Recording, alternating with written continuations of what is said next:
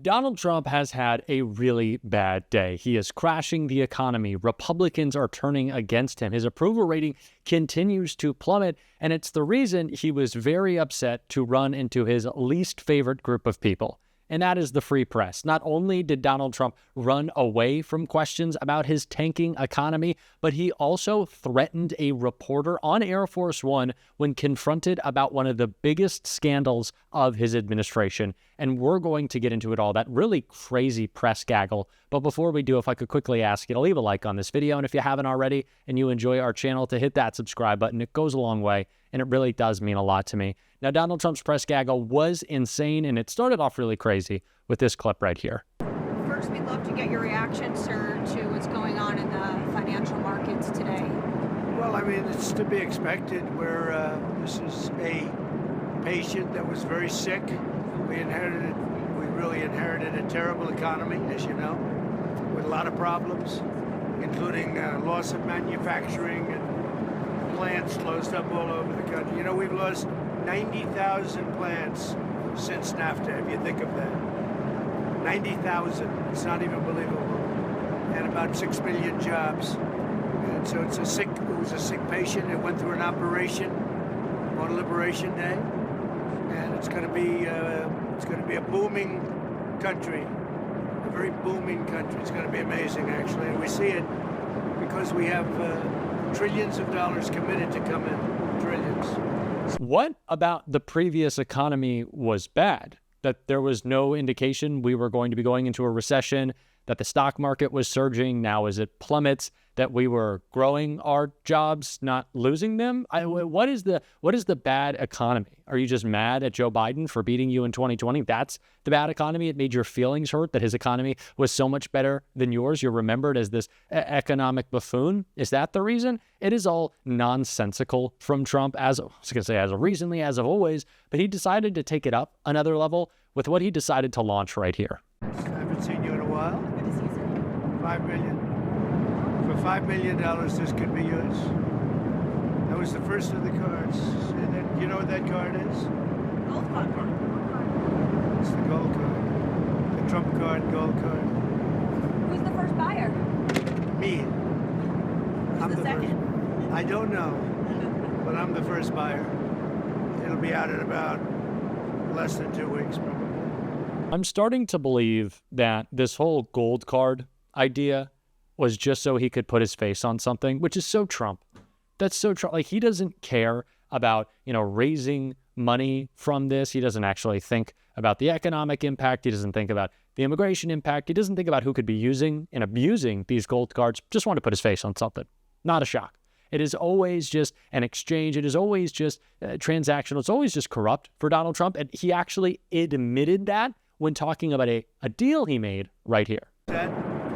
And it's going to make our country very rich. But are you open to deals with these countries if they're calling you? Well, it depends. If somebody said that we're going to give you something that's so phenomenal, as long as they're giving us something that's good.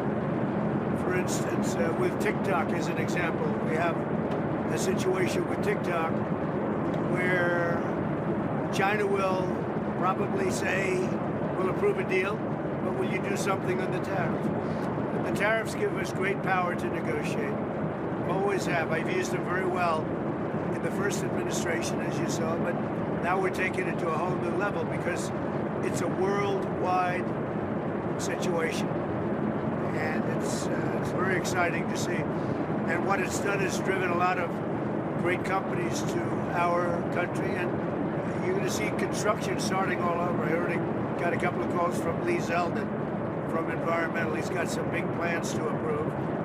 Like really big plans. So do y'all remember the TikTok ban? The idea TikTok would go away and that Donald Trump miraculously saved it. It was never the case. We saw the CEO of TikTok at Donald Trump's inauguration because the day that Donald Trump saved it, they put that little message, thank you so much, Mr. President, dear leader. Donald Trump worked out a deal to let TikTok do whatever they wanted just so he could get the propagandized credit for it, right? And it's clear that he just kind of admitted it right there. Everything is a deal for Donald Trump. He does not care about our national security. He does not care about our safety. That became very obvious when he was asked about Pete Hegseth, and his response, well, actually, you'll see. When could that happen? On Pete Hegseth and this IG investigation, do you want to weigh in on that? What is it? There's an IG investigation into the Secretary of Defense's use of the Signal app. Oh, is that, you're bringing that up again? Don't bring that up again. Your editors probably. That's such a wasted story. So what else? Chinese farmland. Don't ask about that again. Now, to me, that's a threat from Donald Trump, as he's taken away the press passes of the AP on Air Force One. He's restricting who can come into the White House press pool, telling a reporter to shut up over a scandal that Donald Trump is very afraid of. That's a threat to me. Clearly attacking that reporter, clearly upset.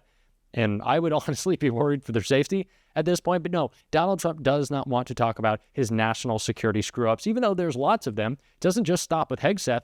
Laura Loomer has also gotten involved, as we can see in this clip right here. Not seen. Also, Can you tell us a little bit about your meeting with Laura Loomer and Mike Waltz today and how that came about? So Laura Loomer is a very good patriot. She is a very strong person. And I saw her yesterday for a little while. She makes recommendations of things and people. And sometimes I listen to those recommendations like I do with everybody. I listen to everybody and then I make a decision. But I saw her yesterday. She was at the ceremony. And she'll always have something to say, usually very constructive. What did she recommend? She recommended certain people for jobs. Adding to the administration, not Adding. Who did but she not recommend? firing. Well, she'll recommend that too. Who did, But yesterday she recommended some people for jobs. Did she have anything to do with the NSC aides who were ousted? No, not at all. Do you know how many, sir? Do you know how many from the NSC? Not many. Was it 5, a dozen? I really don't know. who does Loomer want? There were a couple that I know. Who did Laura recommend hiring? Well, I don't want to say that, but she's recommended some good people over the years. She's been in the party a long time. She's done a good job. Do you trust? So Laura Loomer recently came to the White House and was giving Donald Trump advice on who to keep and who to get rid of in his National Security Council. If you thought that Pete Hegseth and Mike Waltz were stupid and endangering our national security, now we have Laura Loomer. So I hope that makes you feel real safe and great, because it doesn't make me feel great, if I'm going to be honest. And neither does this comment on how we're going to fix our economy with tariffs either. Like, really, Mr. President. How long will it take to get manufacturing, American manufacturing, to where you would like to see it? Well, let's say it's a 2-year process. You know, they start a plant, and they're big plants. We're giving them approval to also, in many cases, to build the electric facility with it. So you have electric generation and the plant, and they're big plants. Now, the good news is a lot of money for them, and they can build them fast, but they're still very big plants. So I'd always say it would take a year and a half to 2 years. Mr. President. Donald Trump's claim that he's bringing manufacturing back to the United States would just be ridiculous on the face of his first term, in which we saw a mass exodus of manufacturing, but it's especially stupid and just not believable because he is making huge cuts and taking away already appropriated funds from Joe Biden's agenda that have seen the loss of manufacturing jobs, green manufacturing jobs manufacturing essential computer chips. Donald Trump does not care about manufacturing. It's not a 2-year process. It is a no-year process. It is not happening. Republicans are not focused on bringing good, well-paying, manufacturing, middle-class jobs to this country. They just want to help their billionaire friends, which is exactly what Elizabeth Warren was saying in this takedown of the entire Republican budget.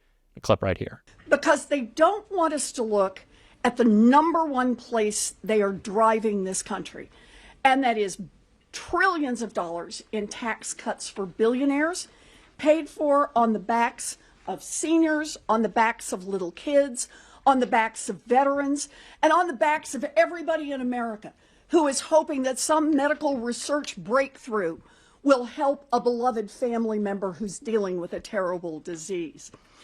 Don't believe us? Just listen to the Republicans themselves.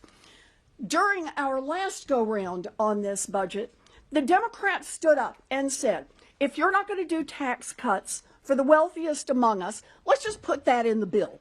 Can we just write that down, put it in the bill, and say not going to be any tax cuts above this level?